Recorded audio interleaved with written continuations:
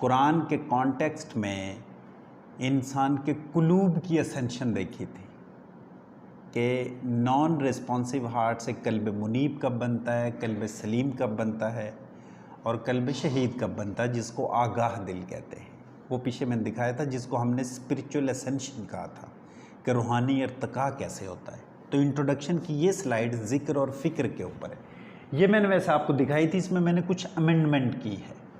یہ آگاہی کی کانشیسنیس کی میں نے عرض کی تھی کہ انسان اپنی پہلی اور آخری ڈیفینیشن میں کانشیسنیس کا نام ہے، شعور کا نام ہے۔ تو یہ دونوں چیزیں کہ جب کوئی انسان چلتے پھرتے اٹھتے بیٹھتے لیٹتے اللہ کے ذکر میں رہتا ہے تو اس کا فکر کیسے کھلتا ہے، اس پہ میں تھوڑی دیر ٹھہر کے آتا ہوں۔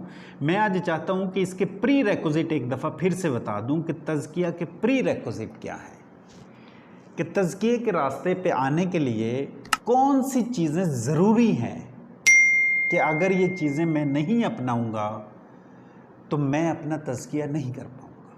تو میں چاہتا ہوں کہ ایک دفعہ ان کو میں برڈ آئی ویو کے طور پہ کوئکلی جلدی سے جو ہے نا بریف کرتا چلوں۔ تزکیہ کا سب سے پہلا پری ریکوزٹ ہے سچ۔ یہ ہے سچ کا سفر۔ جب کوئی شخص چاہتا ہے کہ وہ اپنی ذات میں گوتزن ہو اور اپنے سیلف میں سے کثافتوں کو باہر نکالے تو اس کا سب سے پہلا پوائنٹ ہے کہ اس کو ٹروتھ فل ہونا پڑے گا، سچ کا سفر اختیار کرنا پڑے گا۔ ہم اصل میں بہت ساری چیزیں ہم نے ایسی اختیار کی ہوتی ہیں، بلا ضرورت جھوٹ بول رہے ہوتے ہیں۔ تو جب میں تزکیے کے راستے پہ آؤں گا تو سب سے پہلے مجھے یہ محسوس کرنا ہوگا کہ جو جو چیزیں میں بلا ضرورت جھوٹ کے طور پہ بولتا ہوں ان کو چھوڑنا پڑے گا۔ تو یہ ہے ٹروتھ فلنس۔ اس سے پھر انسان کو زبان پہ کنٹرول آتا ہے، ٹنگ پہ۔ دوسرا اس کا پری ریکوزٹ ہے رزق حلال۔ تزکیے کا انسان حلال رزق پہ گزارا کرے گا، وہ کبھی بھی انفیئر ارننگ نہیں کرے گا۔ میں نے آپ کو عرض کی تھی کہ یہ ایف سی کالج کے پروفیسر تھے، سورش کشمیری ان کا نام تھا۔ انہوں نے اقبال پہ فیضان اقبال کے نام سے ایک بڑی طویل بک لکھی۔ اس کے آخر میں انہوں نے اقبال پہ کویشچن آنسرز لکھے تھے جو لوگ اقبال سے سوال پوچھا کرتے تھے۔ وہ کتاب میں نے پڑھی ساری، تو اس میں سے ایک کویشچن بڑا اچھا تھا کہ اقبال سے لوگ کہا کرتے تھے کہ ڈاکٹر صاحب آپ نے فقر فقر فقر فقر کی باتیں کی ہیں، ایک لفظ میں بتائیں فقر کیا ہے۔ انہوں نے کہا رزق حلال۔ تو تزکیے کا دوسرا پری ریکوزٹ ہے رزق حلال۔ جب اقبال اور مولانا رومی کا جو مکالمہ آتا ہے بال جبریل میں، اس میں دیکھیں اقبال ایک کویشچن پوچھتے ہیں مولانا روم سے، کہتے ہیں علم و حکمت کا ملے کیوں کر سراغ، کس طرح ہاتھ آئے سوز و درد و داغ۔ کہتا ہے وزڈم، نالج کیسے ہاتھ آئے، کہتا ہے جو پیشن ہے، ڈیوائن لو ہے، یہ کیسے ملے۔ اب مولانا روم کہتے ہیں علم و حکمت آید از نان حلال۔ کہتا ہے knowledge and wisdom are born of from an honest living, رزق حلال سے حاصل ہوتے ہیں۔ کہتا ہے عشق و رکت زائد از نان حلال۔ کہتا ہے یہ ڈیوائن لو اور آنکھوں میں جو گریہ کا طاری ہونا ہے، رکت کا طاری ہونا ہے، یہ رزق حلال کے نوالے سے پیدا ہوتی ہے، یہ فیئر ہے۔ تزکیے کا دوسرا پری ریکوزٹ رزق حلال ہے۔ اگر میں صبح سے شام تک ذکر کروں، تسبیحات میں گم ہو جاؤں، میں جھوٹ بولوں اور حرام رزق کھاؤں، it is multi ply by zero, کوئی روحانی ترقی نہیں ہوگی۔ اگر میں نے روحانی راستے پہ ارتقاء حاصل کرنا ہے، ترقی کرنی ہے، روح کو کثافتوں سے پاک کر کے ایوالو کرنا ہے، تو میں نے سچ اپنانا ہے اور اس کے حلال لینا ہے۔ تیسرا ہے نگاہ کا پاک رکھنا، یہ بڑا اہم ہے۔ بنیادی طور پہ انسان ایک اللہ رب العزت کی بنائی گئی سپر کمپیوٹر مشین ہے۔ میں یہاں سے 60% ڈیٹا دماغ کو دیتا ہوں، آنکھوں سے 35% کانوں کو دیتا ہوں۔ جب میری آنکھیں ناپاک چیزیں دیکھیں گی، نامحرم چیزیں دیکھیں گی، برائی دیکھیں گی، تو میرا یہ کمپیوٹر سارا کرپٹ ہو جائے گا، ہیجان برپا کر دے گا میرے جسم میں۔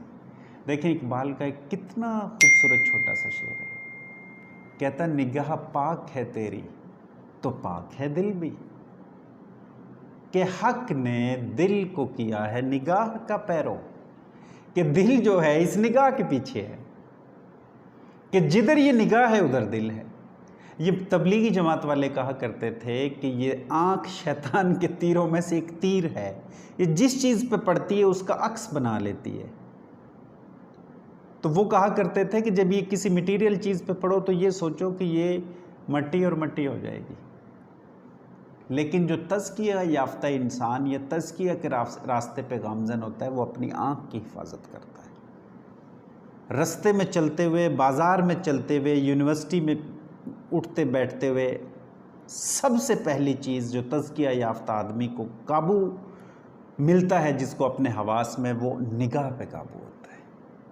اور حضرت واصف علی واصف فرماتے ہیں کہ جو نگاہ پاک ہوتی ہے نا، اسی پہ گریہ طاری ہوتا ہے، وہی چشم نم بنتی ہے، اور وہ کہتے ہیں چشم نم ہی کو چشم بینا بنایا جاتا ہے۔ آگے چلتے ہیں ہم۔ چوتھا پوائنٹ ہے درود شریف۔ جب نگاہ پاک رکھے گا درود شریف کی کثرت کرے گا وہ۔ اب درود شریف ہمارے ہاں چھوٹے سے لے کے درود تاج تک موجود ہے، جو انسان کو کنوینینٹ ہو، آسان لگے، اس کی نفسیات پہ سوٹ کرے وہ پڑھ لے۔ یہ سب سے بڑی عبادت ہے جو اللہ اور اس کے فرشتے بھی کرتے ہیں۔ اور چوتھی پانچویں چیز ہے اس میں وضو میں رہنا، کہ کیونکہ یہ پاکیزگی کا راستہ ہے، طہارت کا راستہ ہے، یہ اللہ کے نیئرنیس اور قرب میں لے کے جائے گا تزکیہ، تو یہ شخص جو وضو کی حالت میں رہے گا اس کو فرشتے گھیرے رکھیں گے۔ یہاں پہ 20 احادیث ایسی ہیں کہ جو سالک وضو کی حالت میں رہتا ہے اس کی زندگی میں برکت ہو جاتی ہے، اس کے رزق میں برکت ہو جاتی ہے، اس کو فرشتے گھیرتے ہیں۔ تو یہ وضو کی حالت میں اس کو مینٹین رکھنے کے لیے آبویسلی وہ واش روم کم جائے گا تو وہ اپنے کھانے پینے کو کنٹرول کرے گا، تو وہ وضو کو مینٹین رکھنے کے لیے دھیرے دھیرے نفلی روزوں چلا جائے گا، اس کو فاسٹنگ کہتے ہیں۔ تو یہ خوبصورت طرز زندگی پہ جا رہا ہے انسان۔ یہ پری ریکوزٹس ہیں۔ پری ریکوزٹس کا مطلب یہ ہے کہ یہ چیزیں تزکیے کے راستے پہ اپنانی پڑیں گی، لینی پڑیں گی آپ کو جب تزکیہ کرنا چاہیں۔ اور اینڈ پہ اس میں ہے استغفار۔ آقا کریم صلی اللہ علیہ وسلم کی ایک حدیث ہے کہ ایک بڑا باریک سا پردہ ہوتا ہے جو میرے دل پہ آ جاتا ہے اور میں جسٹ بتا رہا ہوں، اور وہ استغفار سے دور ہوتا ہے۔ حالانکہ نبی پاک صلی اللہ علیہ وسلم کی تمام سیرت کو پڑھنے کے بعد کہیں شائبہ تک نہیں ہوتا کہ ہم یہ کہیں کہ وہ گناہ کیا کرتے تھے، لیکن اس کے باوجود بھی وہ استغفار کیا کرتے تھے۔ تو یہ بیوٹیفیکیشن ہے کہ تزکیہ بیوٹیفائی ہوتا ہے استغفار سے۔ جب کوئی شخص اپنے تزکیے کے راستے پہ گامزن ہوتا ہے اور تزکیہ کر رہا ہوتا ہے تو اس دوران 3 چیزیں اس کو انعام کے طور پہ اللہ کی طرف سے ملتی ہیں، جن میں سب سے پہلا ہے کردار۔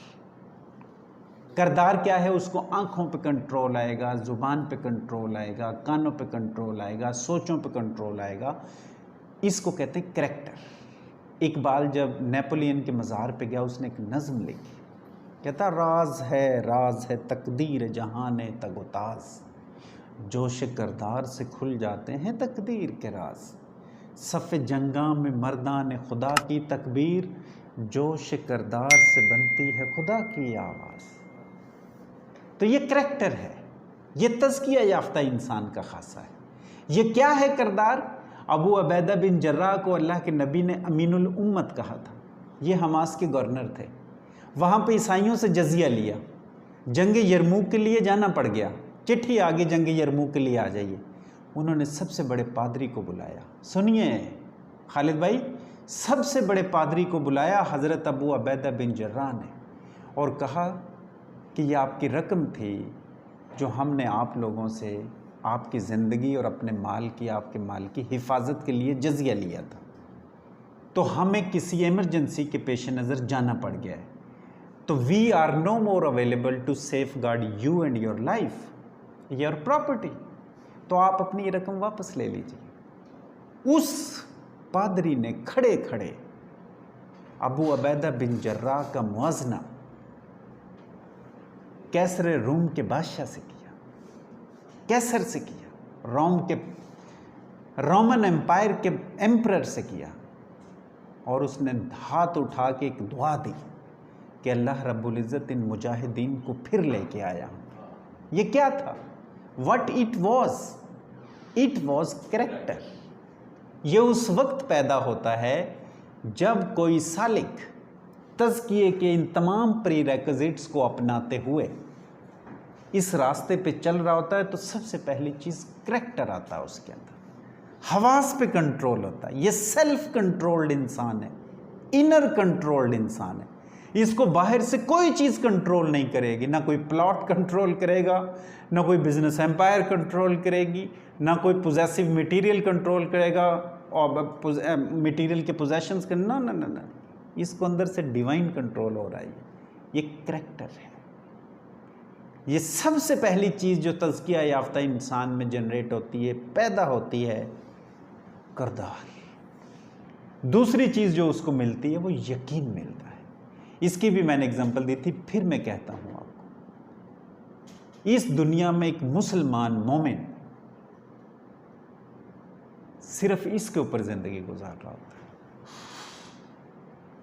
اقبال کہتا ہے, سنیں اس کی ایک بڑی خوبصورت پوئم.